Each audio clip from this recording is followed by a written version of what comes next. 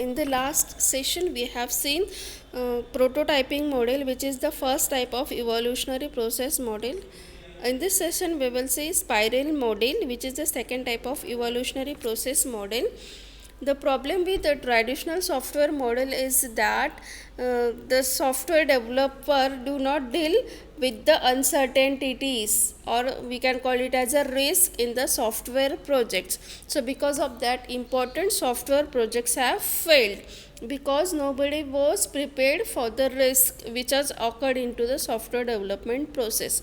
So Barry Boehm has recognized this, and it incorporates the project risk factor into the life cycle model. So the resultant model is the spiral model, which was represented or presented in the 1986. So this is the diagram of spiral model. The spiral model is having a radial dimensions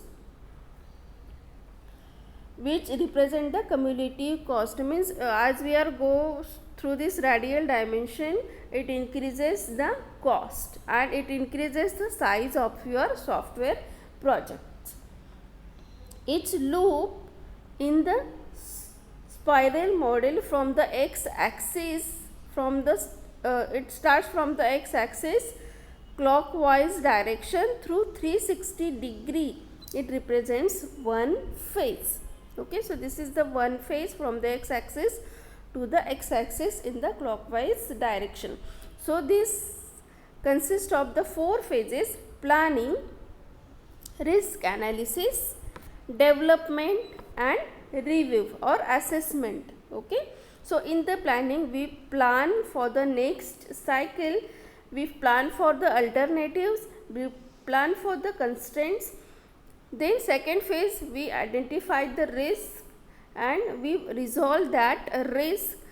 Third phase consists of the product development, means coding and testing phase, and after each phase the product is given to the customer or to the development team for the review process. So here the customer reviews that software product.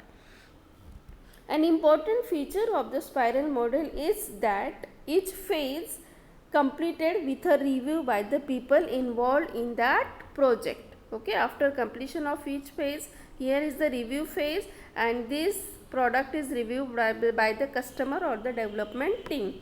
So review means it is the review of the product up to that point as well as planning of the next phase. Okay, it is the review of the product up to that point as well as planning for the next phase. Planning means if there is a one task, we can divide that task, how we can divide that task into subtasks and how we can perform that task.